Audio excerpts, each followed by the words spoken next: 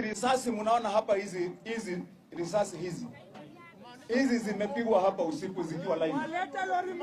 Na sasa swali langu ni kwamba nyinyi mnasikia, mnajua kuna Sunday nililalamika nikasema kuna risasi imepigwa nyumbani kwangu.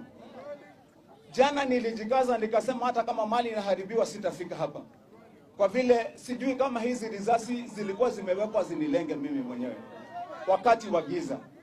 Lakini nasema mimi hayo yote wamenitendea, hayo yote, hiyo hasara yote ya hii mikono yangu karibu miaka 40 nitawaachia Mwenyezi Mungu.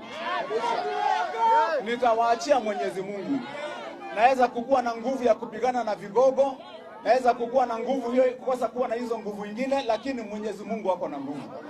Na yeye ndiye alinifikisha mahali nimefika nikiwa mtoto ambaye ni mtoto wa single mother ambaye hata hana baba saizi na mama alikufa. Na nikang'ang'ana mpaka mahali nimefika na kulea familia yangu ya watoto wengine 5. Mimi nikiwa mtoto wa kwanza. Kutoka kuuza mandazi mpaka mahali tumefika ni Mwenyezi Mungu. Na atatupeleka mbali hata kutoka hapa. Na kwa hivyo sisi hatuna wasiwasi, tunajua ya kwamba hayo yametendwa. Mumeona mpaka magari hapa, magari ambazo vijana wanafanya kazi nazo, gari ya kuokota takataka, kuna gari zingine za customer ya kuosha. Hiyo gari iko hapo, ni gari hata ya mama. Ilipatikana hapo ya bibi yangu, ndio hiyo mnaona imepigwa hapo ya white, imepigwa kabisa na excavator. Mpaka ikawekelewa gari nyingine. Lakini sio neno, kwa mkono wa Mungu ziko nyingi.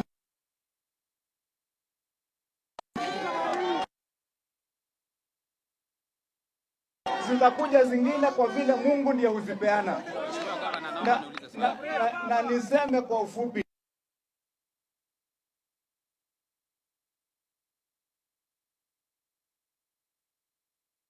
hapa mpaka mwaka wa 2027 mwezi wa 3 mimi nitakuwa nikilenga kazi.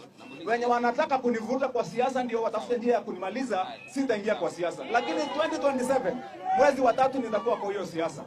Na nitatafutana na kiti ya gavana wa kaunti ya Kiambu. Na hiyo kiti ya gavana watu wetu najua wamesema ya kwamba watatubariki nayo kwa vile tumefanya kazi. Wenye wanataka hiyo kiti ya gavana, mtu wakuje kwa uwanja, waacha kutumia nguvu za maofisi za serikali kunigandamiza.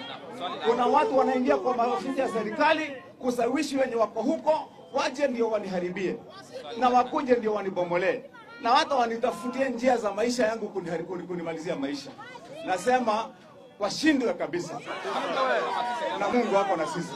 Ama namna gani jameni? So tumekamilisha. I want to say gentlemen and ladies wenye wamekuwa hapa, because I know most people are watching, the others who may want to see. This is an act of cowardice. Kwa vile mimi I am non-political.